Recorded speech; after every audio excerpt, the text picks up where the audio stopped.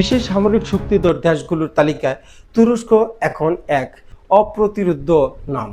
Drone প্রযুক্তিতে বিপ্লব ঘটানোর পর এবার আঙ্কারা হাত বাড়িয়েছে সামরিক সক্ষমতার সর্বোচ্চ শিখরে। বিশ্ব রাজনীতিতে নতুন এক পরাশক্তির উত্থান হলো। যুক্তরাষ্ট্র, রাশিয়া আর চীনের পর এবার আকাশ জয়ের লড়াইয়ে নাম লেখালো তুরস্ক। আঙ্কারা দীর্ঘদিনের গোপন প্রজেক্ট ইন্দ্র মহান এখন আর কোনো কল্পনা নয়, বরং এক বাস্তব আতঙ্ক। প্রথমবারের মতো আন্তঃমহাব্যালিস্টিক ক্ষেপণাস্ত্র বা মিসাইল ICBM উন্মোচন করে বিশ্বকে চমকে দিয়েছে এরদোগান প্রশাসন। তাদের নতুন তুরুপের তাস ইন্দ্র মহান শব্দের চেয়ে 25 গুণ গতিতে ছুটতে সক্ষম এই মিসাইলটি কিভাবে বিশ্বের মানচিত্রের সমীকরণ বদলে দিবে? তুরস্কের এই মেগা প্রজেক্টের ইঞ্জিন, টেকনোলজি এবং এর সুদূর প্রসার প্রভাব নিয়ে আলোচনা করব। প্রজেক্ট ইন্দ্র মহান প্রযুক্তিগত সক্ষমতা। ইন্দ্র মহান কেবল একটি মিসাইল নয়, এটি তুরস্কের দীর্ঘদিনের গবেষণার ফসল হিসাবে আজকে এটা দেখতেছেন। এটা অনেক পরিশ্রম করছে, তারপরেই কিন্তু এই ইন্দ্র মহান তৈরি করেছে তুরস্ক। ICBM মূলত সেই সব মিসাইলকে বলা হয় যাদের পাল্লা 5,500 থেকে 6,000 পর্যন্ত বা এর ঊর্ধ্বে। তুরস্কের দাবি অনুযায়ী ইন্দ্র মহানের পাল্লা হল 6,000 কিলোমিটার, মানে 6,000 দূরত্বে এই ইন্দ্র মহান আঘাত করতে পারবে। তার মানে এশিয়া পুরোটাই নিয়ে যাবে এবং ইউরোপের বিভিন্ন জায়গায় কিন্তু আঘাত করবে এই তুরস্কের ইন্দ্র মহান। এর সবচেয়ে চমকপ্রদ দিক হলো এর গতি। এটি হাইপারসোনিক গতি সম্পন্ন, যা শব্দের চেয়ে 9 থেকে 25 গুণ পর্যন্ত বেশি শক্তিতে চলতে পারে। এর গতির কারণে বর্তমান বিশ্বের উন্নত কোনো প্রতিরক্ষা ব্যবস্থা বা এয়ার ডিফেন্স সিস্টেমের পক্ষে একে মাঝ আকাশে আটকানো প্রায় অসম্ভব। এই ইন্দ্র মহান ক্ষেপণাস্ত্রটি, তার মানে তুরস্ক এমন একটা খেলা দেখাই দিল যা আসলেও ইউরোপীয়দের ঘুম হারাম করে। ইঞ্জিনের ক্ষমতা এবং নির্মাণ শৈলী। একটি ICBM এর প্রাণ হলো তার ইঞ্জিন। ইন্দ্র মহান ব্যবহার করা হয়েছে অত্যাধুনিক multi trace solid fuel rocket engine. এর ইঞ্জিনের ভেতরের লাইনার এবং নজেল তৈরিতে ব্যবহার করা হয়েছে কার্বন কম্পোজিট উচ্চ তাপ সহ্যকারী টংস্টেন অ্যালয়। বায়ুমণ্ডলের পুনরায় প্রবেশের সময় যে প্রচণ্ড তাপ উৎপাদন হয় তা সহ্য করার ক্ষমতা রাখে এই বিশেষ ম্যাটেরিয়াল। এর ইঞ্জিনের কয়েক হাজার কিলো নিউটন থার্ড উৎপাদন করতে সক্ষম। সাধারণত এটি 3 ধাপে রকেট সিস্টেমটি ব্যবহার করা হয়েছে, যা আপনারা ভিডিও চিত্রের মাধ্যমে দেখতে পাচ্ছেন। প্রথম ধাপ মিসাইলটিকে বায়ুমণ্ডলের উপরে নিয়ে যায়।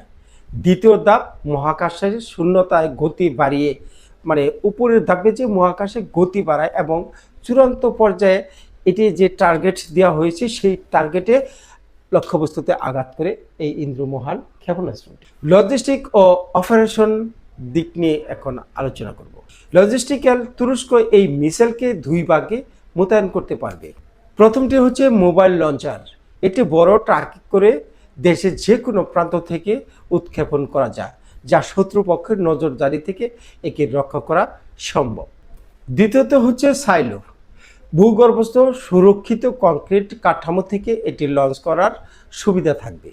তুরস্কের নিজস্ব স্যাটেলাইট যোগাযোগ ব্যবস্থা এবং আভ্যন্তরীণ GPS প্রযুক্তির মাধ্যমে এই মিসাইলটিকে নিখুঁতভাবে টার্গেটে আঘাত আনতে সক্ষম বলে জানিয়েছেন তুরস্কের যে প্রশাসন আছে তারা।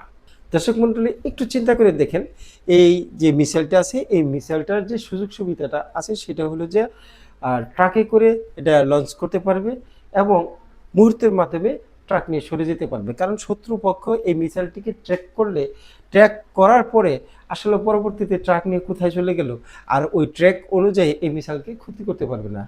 দ্বিতীয়ত হচ্ছে যে ভূগর্ভস্থ স্থান থেকে এই মিসাইলটি লঞ্চ করতে পারবে, যা কংক্রিটের যে এগুলো আছে, গর্তগুলো থাকে, সেই ভূগর্ভস্থ গর্ত, সেখান থেকে এটা লঞ্চ করতে হবে। ইন্দ্র মহানের 6,000 কিলোমিটারের পাল্লা মানে কি? তুরস্ক থেকে এই সীমার মাধ্যমে রয়ে আছে লন্ডন থেকে লিসবন পর্যন্ত এবং পুরো এশিয়া, ভারত, চীন এবং রাশিয়ার বড় একটি অংশ এই ক্ষেপণাস্ত্রের আওতায় পড়ে। আফ্রিকার বিশাল একটি এলাকার আওতায় চলে আসবে এই ইন্দ্র মহান ক্ষেপণাস্ত্রটি। তুরস্কের প্রধান লক্ষ্য হলো ডিটারেন্স বা প্রতিরোধ গড়ে তোলা। আঙ্কারা বুঝিয়ে দিতে চায় যে কোনো বড় শক্তি যদি তাদের সার্বভৌমত্বে আঘাত হানে, তাদের তুরস্কের পাল্টা জবাব দেওয়ার ক্ষমতা এখন কেবল সীমান্ত নয়, মহাকাশ ছাড়িয়ে যেতে পারে। এই ইন্দ্রমোহন আবিষ্কারের পরে চ্যালেঞ্জ ও বিশ্ব প্রতিক্রিয়া কি জানিয়েছে সেটা একটু বলে দিচ্ছি আপনাদের। আইসিবিএম প্রযুক্তি অর্জন করা সহজ নয়। এর জন্য প্রয়োজন হয় উন্নত গাইডেড সিস্টেম এবং ওয়ারহেড টেকনোলজি। পশ্চিমা দেশগুলো তুরস্কের এই প্রজেক্টকে সন্দেহের চোখে দেখছেন। আঙ্কারা একে তাদের জাতীয় নিরাপত্তা নিশ্চিত করার একমাত্র পথ হিসাবেও দেখছেন। এটি সফল হলে তুরস্ক হবে মুসলিম বিশ্বের প্রথম দেশ যারা নিজস্ব প্রযুক্তিতে আইসিবিএম এর মালিক হলো। এই যে ইন্দ্রমোহন ক্ষেপণাস্ত্রটি আপনারা দেখতে পারতেছেন, এই ক্ষেপণাস্ত্রটি কিন্তু পারমাণবিক ওয়ারহেড বহন করা যাবে। এই ক্ষেপণাস্ত্রের মাধ্যমে এটা সংযুক্ত করা যাবে। যদি খালি পারমাণবিক ওয়ারহেড এখানে লাগিয়ে দেয় ইন্দ্রমোহনে, তাহলে কিন্তু পারমাণবিক বোমা হয়ে যাবে।